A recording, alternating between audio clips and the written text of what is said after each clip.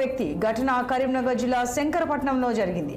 కరీంనగర్ నుండి హన్మకొండ వైపు వెళ్తున్న హన్మకొండ డిపోకు చెందిన బస్సు డ్రైవర్ విజయేందర్ పై తాడికల్ గ్రామానికి చెందిన అనిల్ దాడి చేశాడు. బస్సు డ్రైవర్ లారీని ఓవర్టేక్ చేసే సమయంలో బస్సు తన మీదికే వస్తుందని అనిల్ భ్రమపడి కోపంలో దాడికి దిగాడు.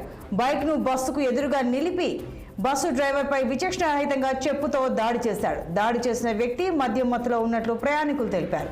ఘటనపై పోలీసులకు ఫిర్యాదు చేశాడు డ్రైవర్. ఇక కేసు నమోదు చేసిన పోలీసులు దర్యాప్తు ప్రారంభించారు.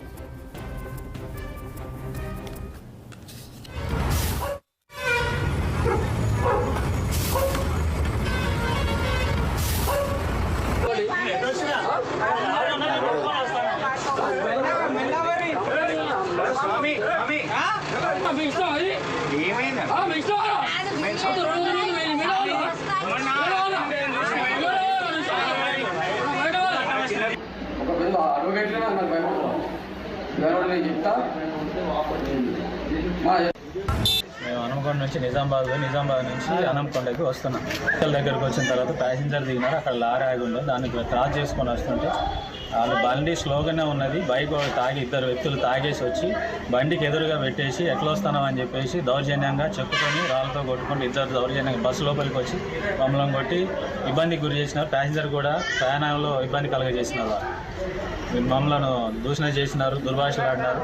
వాళ్ళకి ఇష్టమైనట్టు చేసి ఏం చేస్తావు పా, స్టేషన్కి అయితే స్టేషన్కి పోదాం పా అన్నట్టుగా రుబాబుగా మాట్లాడినారు. వాళ్ళని తీసుకొచ్చి ఇక్కడ స్టేషన్లో అప్పచెప్పడం జరిగింది.